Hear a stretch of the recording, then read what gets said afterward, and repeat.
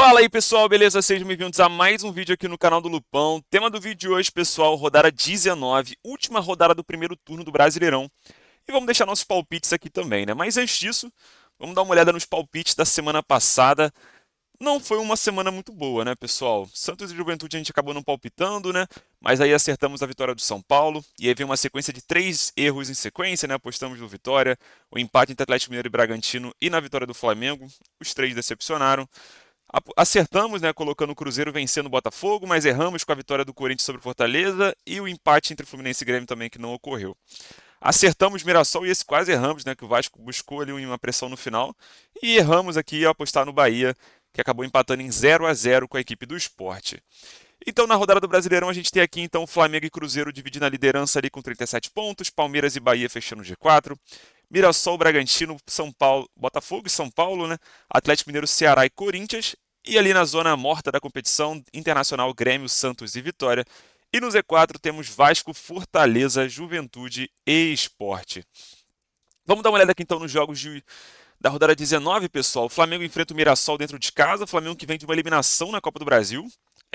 Quem diria, né, pessoal? Eu cravei no vídeo, hein? Quem viu o vídeo viu que eu falei que o Flamengo ia vencer o jogo, mas nos pênaltis ia dar galo e aconteceu exatamente o que eu previ. Dito isso, vou prever mais uma dessa vez e acho que o Flamengo vence com tranquilidade o Mirassol, tá? É um jogo que pode ser a estreia aí do Carrascal, um jogo que vai dar mais uma opção para o técnico Felipe Luiz de poder poupar um pouco a Arrascaeta, até jogar junto também, né? Então, um jogador que vai ser bem importante para esse time do Flamengo, assim como o Samuel Lino, o Jorginho e também o Emerson Royal já vencendo, já importante para esse time do Flamengo.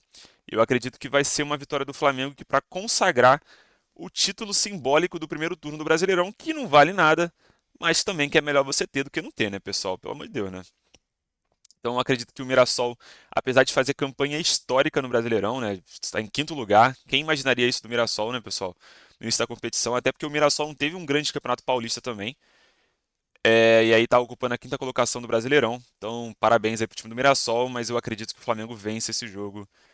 Vence o Flamengo. Também às 18h30 a gente tem São Paulo e Vitória. O São Paulo que pode contar com o retorno do Lucas Moura, né, para essa partida.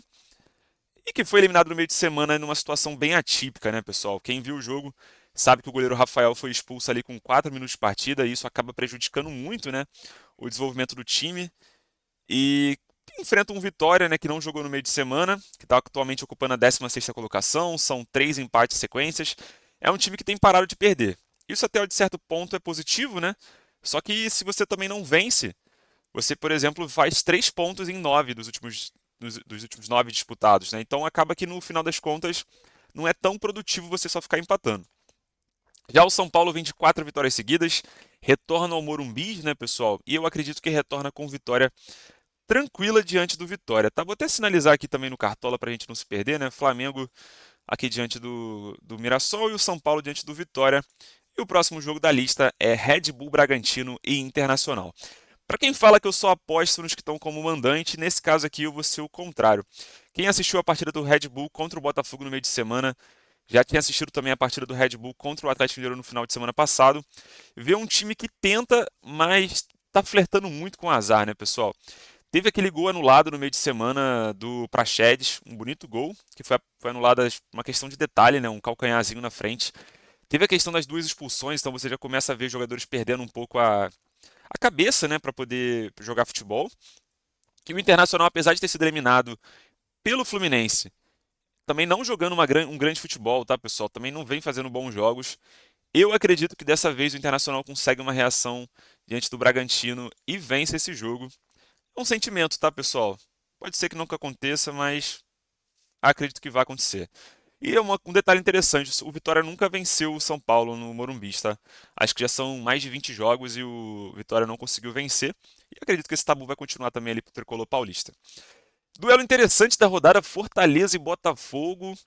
Duelo que vai reunir o técnico Renato Paiva, né, que foi comandante do Botafogo no Super Mundial de Clubes.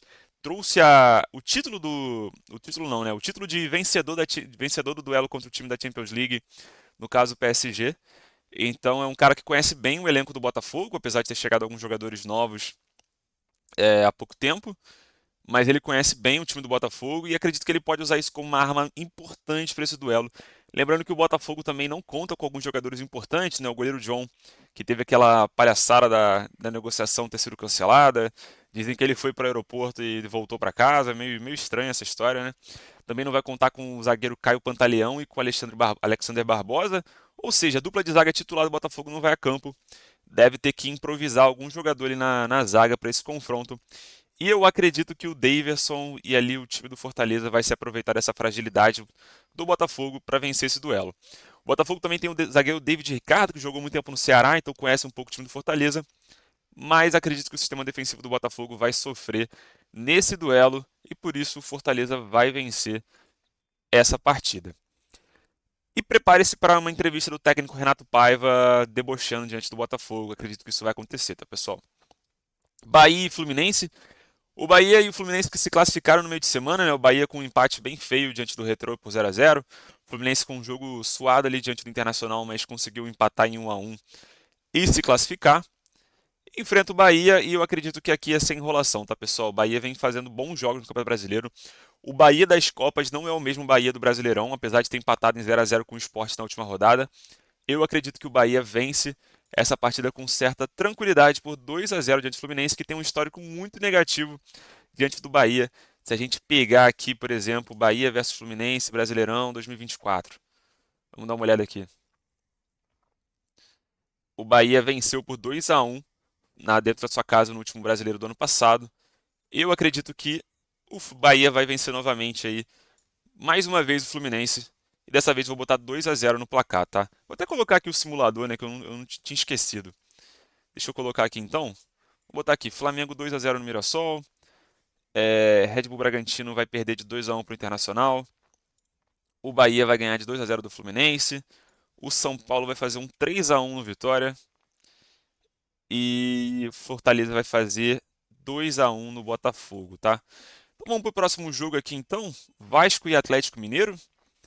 O Vasco que venceu e convenceu diante do CSA, fez um sonoro 3-0, bem legal para a torcida, comemorou bastante ali no primeiro tempo, acabou depois tomando um gol ali, terminando a partida em 3-1.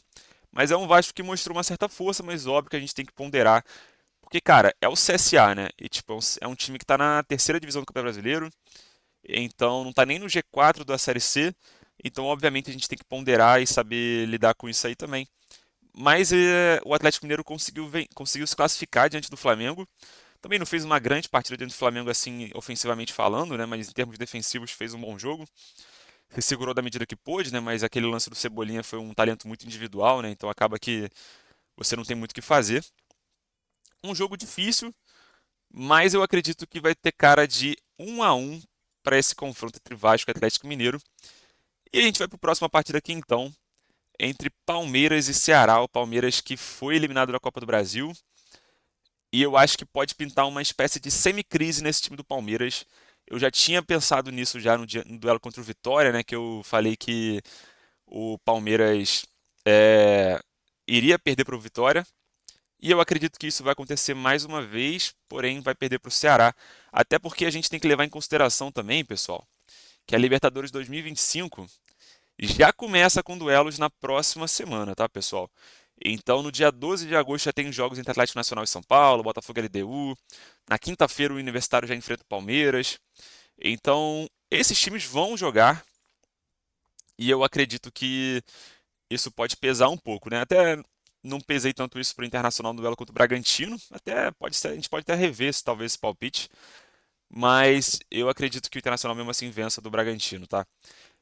Grêmio e Sport aqui é um duelo também de dois times muito ruins, só que a diferença é que um deles pontua e o outro não. E eu acredito que isso pode fazer a diferença. O Grêmio vai ter a estreia do novo reforço, né? O Carlos, quem sabe ele pode chegar fazendo gol. É uma dupla um pouco estranha, confusa de você ver jogar com o Bright White, né? São dois jogadores grandes e pesados. Mas eu acredito que o Grêmio vença o Sport sim. Eu acredito que o Sport já seja o primeiro rebaixado do Brasileirão, não vejo muita possibilidade de salvamento aí para o time do. Salvação, né? Para o time do Pernambucano. Cruzeiro e Santos aqui também, pessoal. 2-0 Cruzeiro. É um dos melhores times do Brasileirão. Também sofreu um pouco no meio de semana no duelo contra o CRB. Contou com o goleiro Cássio ali pegando pênalti para poder dar uma acalmada no jogo. Mas no Brasileirão parece que o time do Cruzeiro joga de uma forma diferente. Parece que o foco do Cruzeiro é o Brasileirão e acho que é o desejo do time mineiro. Vai ser um duelo difícil ao longo do ano com principalmente o Flamengo. Acho que os outros times já estão ficando um pouco mais para trás, mesmo com jogos a menos. Palmeiras, Bahia, Mirassol, São Paulo, até o próprio Botafogo também, Bragantino.